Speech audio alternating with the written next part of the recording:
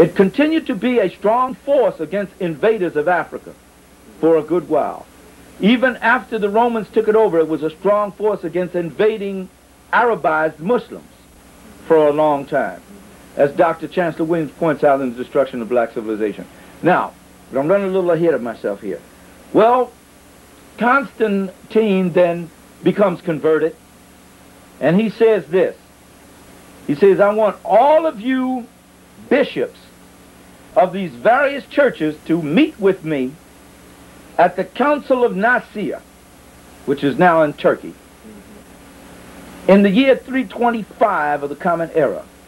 Because at that time, Christians were going into the arenas, the very arenas that the Roman, Imperial Rome had used to feed them to the lions and to crucify them and burn them at the stake, and they were going in slaying each other over which gospel was the right gospel and which gospel wasn't, and which form of Christianity was the right one and which was. I mean, there was a lot of splinter groups going on, and they were fighting each other. Constantine said, we have to have one codified system of belief. So he called these bishops together, African bishops included. It was at this time that the African church lost control. The African bishops who went to the Council of Nicaea, at the head of that group was Arius.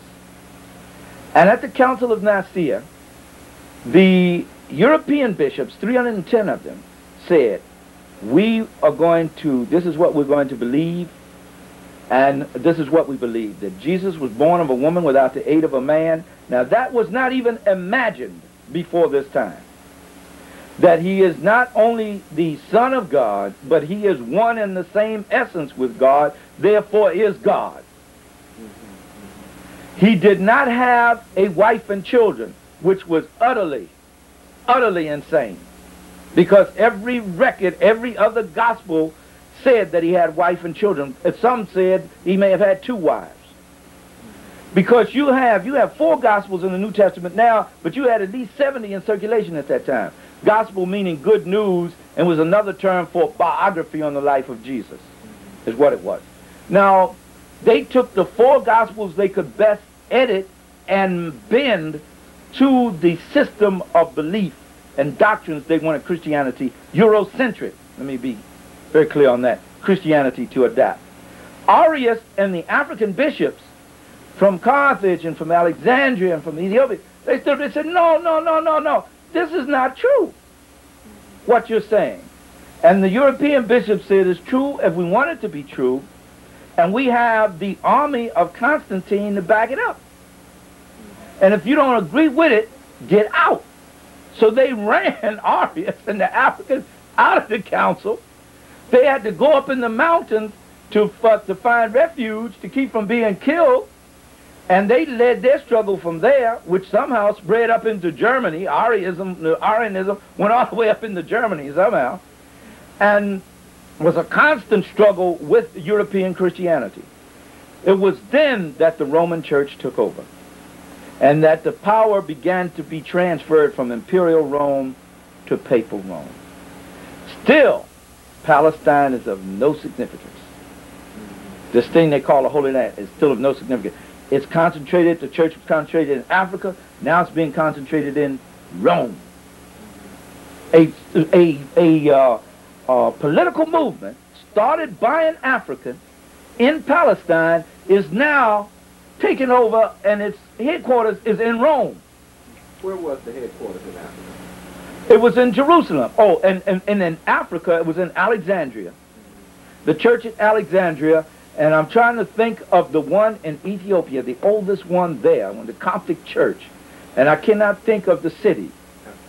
Aksum, that's right. The city was Aksum, the oldest there, and Carthage, what they call Carthage. Those were the centers of Christianity at that time. Because Jerusalem was gone, man. So this was the center. When the Romans took it over, the African church almost essentially kind of cut itself off.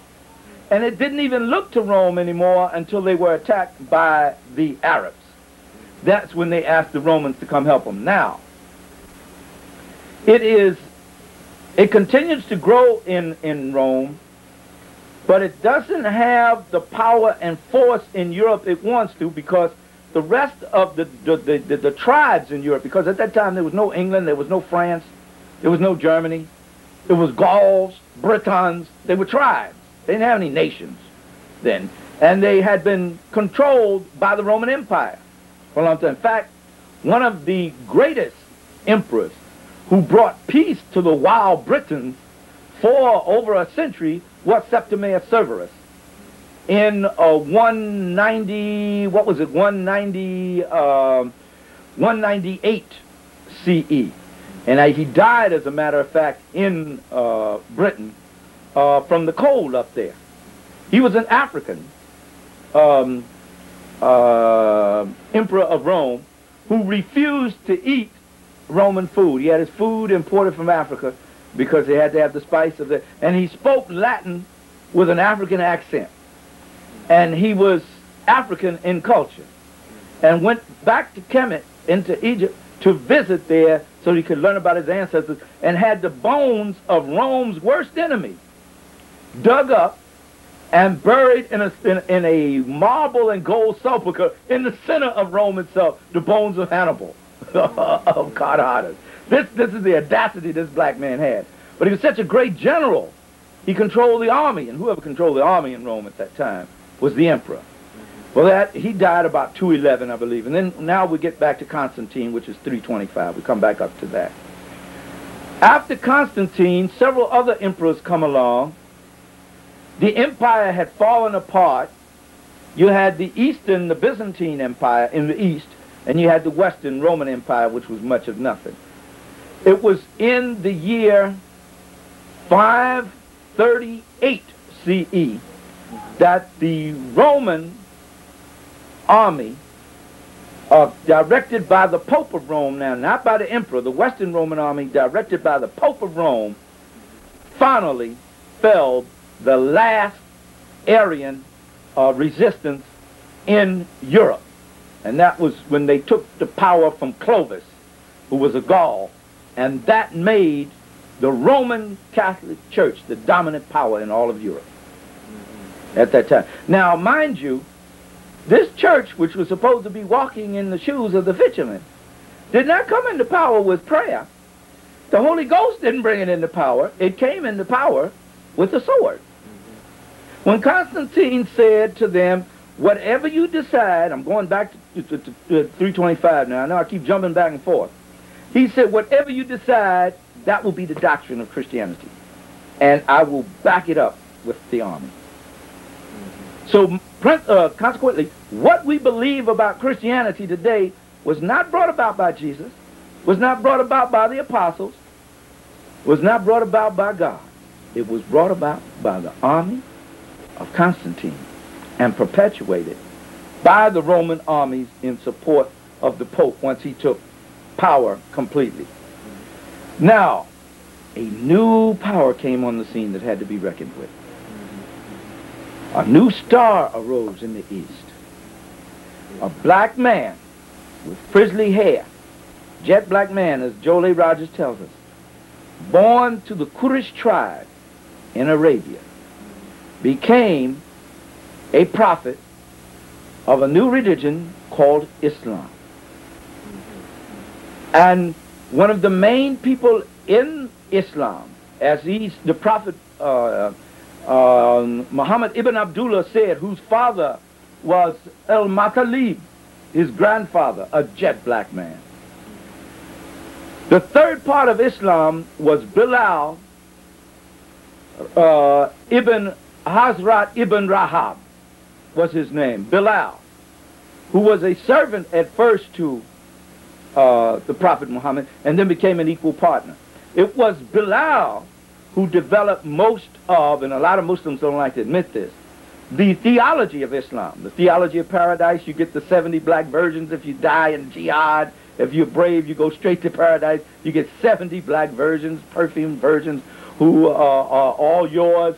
The tree of, what's that, the divine tree of life, which stretched, I think, 150 miles or something like that. All of this mythology that came in paradise.